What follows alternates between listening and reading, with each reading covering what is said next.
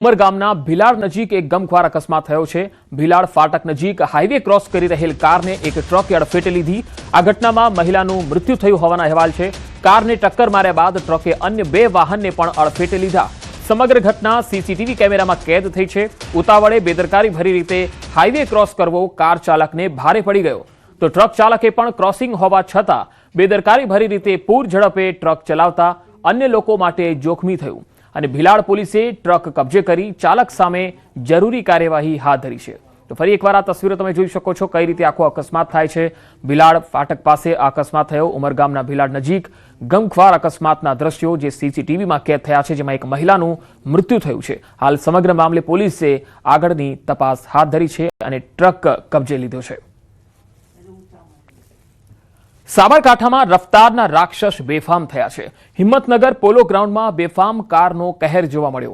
અહીંયા ઘર આગળ બેઠેલા 3 લોકોને અડફેટે લીધા।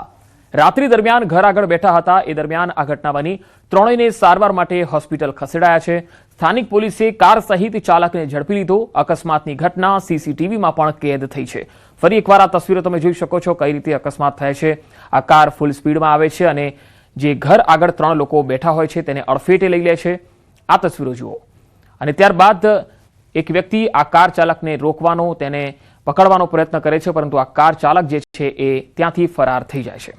જો કે આખરે આ ચાલકને સ્થાનિક પોલીસે પકડી પાડ્યો છે અને અકસ્માતની ઘટનાને ધ્યાનમાં રાખીને કાર ચાલક સામે જરૂરી કાર્યવાહી હાથ ધરી છે।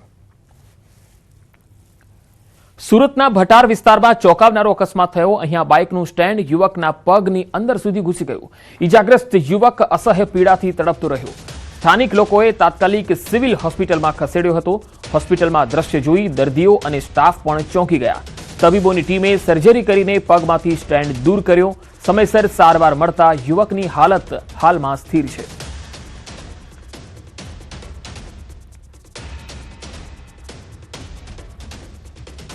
પાટણમાં દારૂબંધીની પોલ ખોલતો વધુ એક વિડીયો સામે આવ્યો। પોલીસ અધિક્ષકની કચેરી નજીક દારૂનો અડ્ડો જોવા મળ્યો। પાટણ જિલ્લા પોલીસ અધિક્ષકની કચેરીથી માત્ર 50 ફૂટના અંતરે અહીંયા દારૂનો અડ્ડો ચાલતો હતો। આ તસવીર તો જુઓ। પાટણ જિલ્લા પોલીસ અધિક્ષકની કચેરીની બાજુમાં આવેલ કોમ્પ્લેક્સમાં પાર્લરની આડમાં વિદેશી દારૂનો બાર ચાલતો હતો। આ વિડીયો ત્યાંનો જ છે અને કોમ્પ્લેક્સમાં નીચે પાર્લર અને ઉપર દુકાનોમાં ખુલ્લેઆમ દારૂનો વેપલો। દુકાનોમાં બેરોકટોક મોટી સંખ્યામાં દારૂડિયાઓ આવતા રહ્યા અને દારૂની પાર્ટીઓ માણતા હોય એવા આ દ્રશ્યો છે। ખરેખર આ શરમજનક છે કે નજીકમાં પોલીસ સ્ટેશન હોય, પોલીસ અધિક્ષકની કચેરી હોય, એસપીની કચેરી હોય અને બિલકુલ તેની 50 ફૂટના અંતરમાં જ આ પ્રકારે દારૂનો વેપલો ચાલતો હોય તો ખરેખર અહીંયા પોલીસને આ પડકાર છે। મેં કેટલાક વિડીયો આજે પણ મેં જોયા હતા સોશિયલ મીડિયામાં। એક નાની ઉંમરનો બાળક જેને ભણવાના સમય છે, દિવસો છે, એ બાળક પણ એક કેબિનની અંદર દારૂની ખુલ્લેઆમ થેલા ભરીને બેઠેલો એ પણ જોવા માટે આવ્યું છે। અને બીજા વિડીયો હમણાં જ તાત્કાલિક સોશિયલ મીડિયામાં બીજા પણ પાટણ વિસ્તારના આવ્યા છે। મારી માહિતી મુજબ એસપી કચેરીની નજીકના જ વિડીયો છે એવું મારા જાણવામાં આવ્યું છે। અને આ રીતે જો પાટણ જિલ્લાની અંદર, પાટણ તાલુકાની અંદર કે હારીજ તાલુકામાં અંદર આ દારૂ વેચાતો હોય તો મારી દૃષ્ટિએ પાટણ જિલ્લા માટે ખૂબ ગંભીર બાબત ગણાય। આ સમગ્ર મામલે અમારી ટીમે રિયાલિટી ચેક કર્યું તો દ્રશ્યો ચોંકાવનારા હતા। રિયાલિટી ચેક દરમિયાન કોમ્પ્લેક્સમાં વિદેશી દારૂની ખાલી બોટલો જોવા મળી। વિડીયો વાયરલ થતાં જ દારૂનો બાર બંધ કરી બુટલેગરો ભૂગર્ભમાં ઉતરી ગયા। કોમ્પ્લેક્સની બાજુમાં એસપી કચેરી, બી ડિવિઝન પોલીસ સ્ટેશન અને શ્રમજીવી પોલીસ ચોકી હોવા છતાં બુટલેગરો બેફામ હતા। પોલીસની રહેમનજર હેઠળ જિલ્લામાં ખુલ્લેઆમ દારૂ વેચાતો હોવાના આક્ષેપો મુકાયા છે।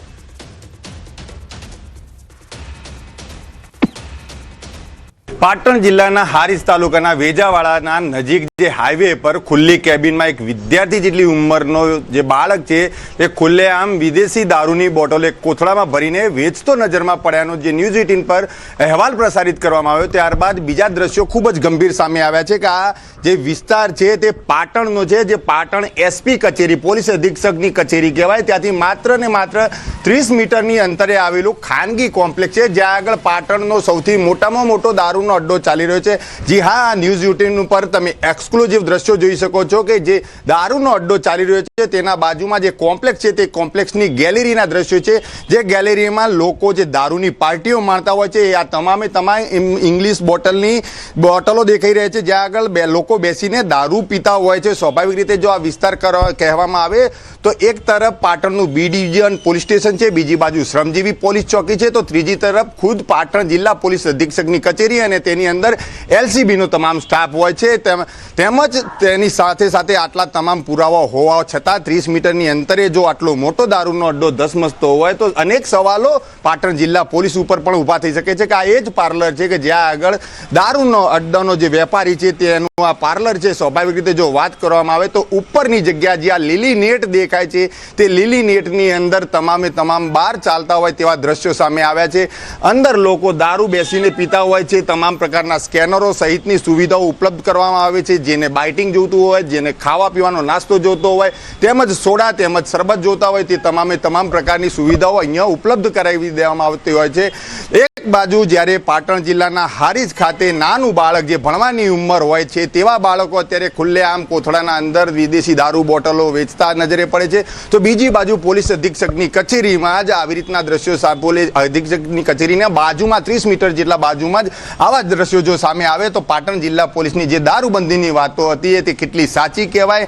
કારણ કે લોકોને શંકા જઈ રહી છે કે જ્યારે પોલીસ અધિક્ષકની કચેરીની બાજુમાં જો આટલો મોટો વેપલો થતો હોય તો ચોક્કસથી પોલીસ અધિક્ષક તેમજ તેમના તમામ સ્ટાફની શંકા તેમના પર જાય। કારણ કે હપ્તાખોરી વગર આટલું મોટું કાવતરું, આટલું મોટું જે દારૂનું રેકોર્ડ છે તે ચલાવવા માટે શક્ય નથી। કારણ કે એક તરફ જ્યારે મોટી વાતો થતી હોય, જે ગુજરાતની વાત કરવામાં આવે તો દારૂબંધીની વાતો કરવામાં આવે તો પાટણ જિલ્લા પોલીસની તમામ દારૂબંધીની પોલ છે તે ખુલ્લી પડી ગઈ છે। કારણ કે ક્યાંક ને ક્યાંક નાના નહીં તો મોટા અધિકારીઓ દારૂનો હપ્તો લેતા હોય છે, દારૂની મોટામાં મોટી હપ્તાને લઈને તેઓ અડ્ડા ચલાવવાની પરવાનગી આપતા હોય છે, તે સ્પષ્ટપણે કહી શકાય છે। સ્વાભાવિક રીતે જે વાત કરવામાં આવે તો અત્યારે પાટણ જિલ્લાના અંદર અનેક સ્થળેથી જે દારૂના દ્રશ્યો સામે આવી રહ્યા છે, ક્યાંક ને ક્યાંક જે ભાજપના નેતાઓ છે, દિલીપજી ઠાકોર સહિતના પાટણના સાંસદ ભરતસિંહ ડાભી હોય, રાધનપુરના ધારાસભ્ય લવિંગજી ઠાકોર હોય, તમામ ભાજપના જ નેતાઓ, કદાવર નેતાઓ અનેકવાર પાટણ જિલ્લા પોલીસ અધિક્ષકને દારૂના અડ્ડાઓ બંધ કરવા માટે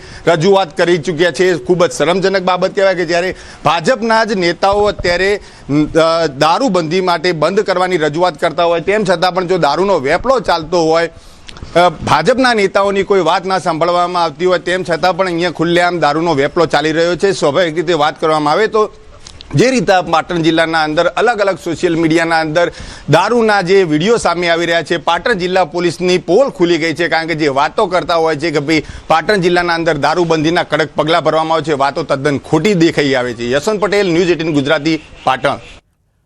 પાટણમાં દારૂબંધીના લીરે લીરા ઉડ્યા। હારીજના વેજાવાળા હાઈવે પર ખુલ્લેઆમ વિદેશી દારૂનો વેપલો ચાલી રહ્યો છે। ભણવાની ઉંમરે નાના બાળકો દારૂના અડ્ડા ચલાવે છે। કોથળામાં દારૂ ભરીને વેચતા સગીરોનો વિડીયો વાયરલ થઈ રહ્યો છે। હારીજમાં અવારનવાર આવા વિડીયો સામે આવ્યા છે, છતાં પોલીસ શાંત છે। પાટણ જિલ્લા પોલીસની દારૂબંધી માત્ર કાગળ પર દેખાઈ રહી છે।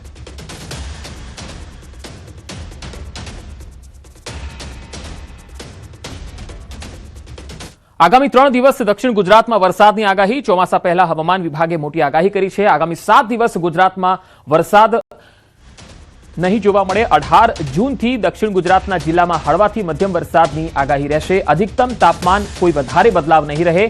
અમદાવાદમાં આદિ વાદળછાયું વાતાવરણ રહેશે। આગામી 3 દિવસ સુરત, તાપી, નવસારી, ડાંગ, વલસાડ, દમણ અને દાદરાનગર હવેલીમાં નહિવત વરસાદની આગાહી છે।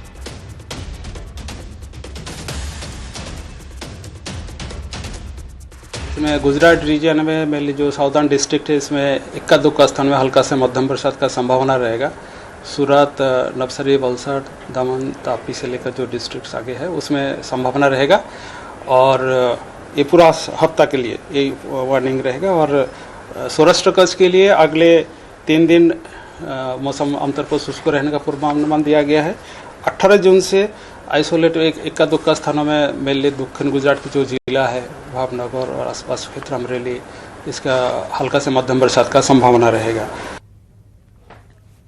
તો શાંત ચોમાસાએ ચિંતા વધારી છે। એક સપ્તાહથી અરબ સાગરની શાખા સ્થિર થયેલી છે। 7 દિવસમાં સહેજ પણ પ્રગતિ જોવા નથી મળી અને ગુજરાતથી હજુ પણ દૂર છે ચોમાસું। 7 દિવસમાં સહેજ પણ પ્રગતિ નથી। ગુજરાતથી હજુ 250 કિલોમીટર દૂર ચોમાસું સ્થિર થયેલું છે અને હજુ વરસાદ જે છે એ ખેંચાય એવી સંભાવના દેખાઈ રહી છે। આમ તો 15 જૂનની આસપાસ ગુજરાતમાં ચોમાસું બેસી જતું હોય છે। હવામાનનું આકલન પણ એ પ્રકારનું હતું, પરંતુ હજુ સુધી વરસાદ આગામી 7 દિવસ સુધી ગુજરાતને સ્પર્શ કરે એવી સંભાવના નથી દેખાઈ રહી। જોકે હળવા વરસાદની સંભાવના ચોક્કસ રહેશે।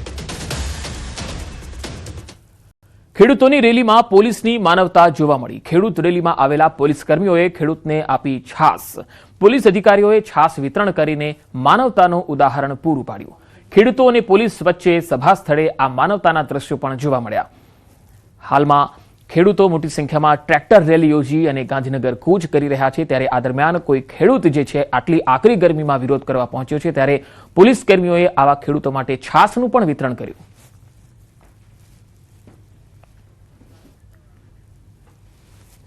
પોલીસે ખેડૂતો માટે છાસનું વિતરણ કર્યું। આ તસવીરો તમે જોઈ શકો છો।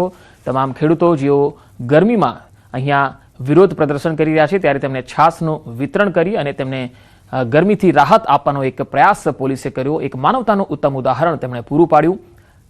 અહીંયા મોટી સંખ્યામાં ખેડૂતો ગાંધીનગર એક સભા કરી રહ્યા છે। અમદાવાદ શાંતિપુરા સર્કલથી ગાંધીનગર સુધીની આ રેલી છે। કિસાન અધિકાર યાત્રા એવું નામ આપવામાં આવ્યું છે। અમદાવાદમાં નિર્માણ સ્કૂલમાં એબીવીપીનો વિરોધ જોવા મળ્યો। SS ડિવાઇન સ્કૂલને લઈને આ વિરોધ હતો। સ્કૂલમાંથી ધોરણ 10ના વિદ્યાર્થીઓના LCની ચોરી મુદ્દે વિરોધ થયો। માર્કશીટ સહિતના ડોક્યુમેન્ટ ચોરી થવા મુદ્દે રજૂઆત થઈ। કોર્ટમાં મામલો હોવાનો આચાર્યએ દાવો કર્યો છે।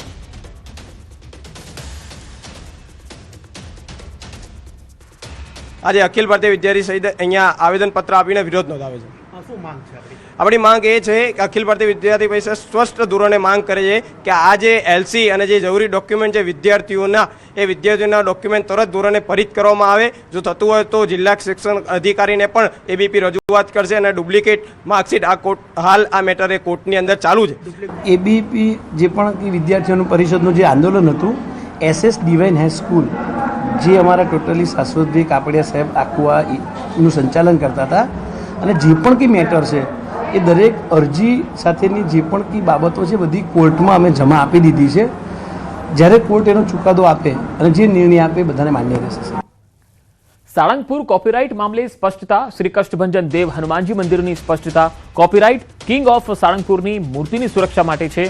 હનુમાનજી તો સૌના છે એવું મંદિર તરફથી કહેવાયું છે। છેલ્લા કેટલાક સમયથી એવી ચર્ચા ચાલી રહી છે કે સાળંગપુર શ્રી કષ્ટભંજન દેવ હનુમાનજી મંદિરે હનુમાનજીના કોપીરાઇટ્સ કરાવી લીધા છે અને હવે કોઈ ભક્ત સંસ્થાની મંજૂરી વગર નવું મંદિર કે હનુમાનજીનું નામ રાખી શકશે નહીં। તો મંદિરે આ બાબતને ખોટી ગણાવી।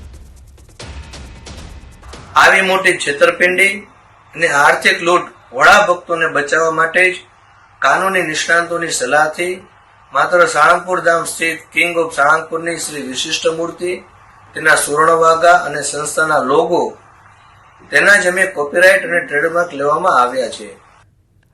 ગીર સોમનાથના પાંડેરી ગામે શાળાના વિવાદ અંગે ગ્રામજનો દ્વારા અનોખો વિરોધ નોંધાવવામાં આવ્યો।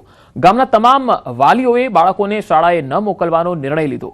શાળાના પ્રિન્સિપાલની મનમાની અને અયોગ્ય કામગીરીના કારણે શિક્ષણનું સ્તર કથળ્યાનો ગામજનોનો આરોપ છે। તેમજ SMCની બેઠક પણ નિયમિત રીતે બોલાવવામાં આવતી ન હોવાનો પણ આક્ષેપ થયો। સ્થાનિકોના જણાવ્યા મુજબ છેલ્લા કેટલાક વર્ષોથી વિદ્યાર્થીઓની સંખ્યા પણ સતત ઘટી રહી છે। પ્રિન્સિપાલની બદલી નહીં થાય ત્યાં સુધી શાળાનો બહિષ્કાર ચાલુ રાખવામાં આવશે એવી ચીમકી અપાઈ।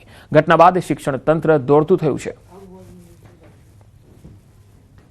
એક પણ કાર્ય જે પ્રિન્સિપાલ તરીકે એને કરવાનું હોય તે કર્યું નથી। શિક્ષણ બાબતે એને બહુ ઢીલાસ રાખી છે। બાળક માની લો કે 10 દિવસ શાળાએ ન આવે છતાં તે વાલીને જાણ નથી કરતા। ઘણા બાળકો તો એવા છે ચાલુ નિશાળે વહી જાય, એ લોકો તે પણ ધ્યાન નથી દેતા। જ્યાં સુધી આ મુદ્દાનું કોઈ નિરાકરણ નહીં આવે, પ્રિન્સિપાલની અહીંથી બદલી નહીં થાય ત્યાં સુધી અમારી લડત ચાલુ રહેશે। પ્રિન્સિપાલ તરીકેની એને એકય ફરજ નિભાવી નથી। SMCની સમિતિની રચના એને 3 થી 4 વર્ષ પહેલા કરેલી હશે, એ કોઈ ગામજનોને કે SMCના સભ્યોને કોઈને ખ્યાલ નથી। કોઈ દી SMCની નવી નિમણૂક નથી કરી ને સાઈનું પોતાની રીતે એજન્ડામાં ખોટી કરેલી છે। ને અમારો મુદ્દો આ ત્યાં સુધી ચાલુ રહેશે કે જ્યાં સુધી સાહેબની બદલી નહીં થાય। ગામના વાલીઓને મારો વિરોધ છે, એટલે એ લોકોએ બહિષ્કાર કર્યો છે. જ્યારે એજન્ડા અમારે નિભાવવાનો સમય હોય ત્યારે એસએમસીના સભ્યો છે એ હાજર હોતા નથી. હાજર વાલીઓ છે એ ક્યારેય બધા પૂરતા નિશાળમાં હાજર જ નથી રહેતા. એને કોઈ પ્રોબ્લેમ હોય કે કંઈક ફરિયાદ હોય કે રજાઓ લેવાની હોય કે એવું કહ્યું હોય ત્યારે જ હાજર હોય છે. ભુજમાં ભોજન બાદ 30 થી વધુ બાળકોને ફૂડ પોઈઝનિંગ થયું. માધાપરમાં બાળકોને ફૂડ પોઈઝનિંગની અસર જોવા મળી. 3 થી 13 વર્ષના બાળકોને હોસ્પિટલમાં ખસેડાયા. દાળ ભાત, સેવ બુંદી અને છાશ આરોગ્યા બાદ બાળકોને ઉલટી શરૂ થઈ. છાશના કારણે તબિયત બગડી હોવાનું અનુમાન છે. આરોગ્ય વિભાગ દ્વારા અસરગ્રસ્ત વિસ્તારમાં ડોર ટુ ડોર સર્વે હાથ ધરાયો છે.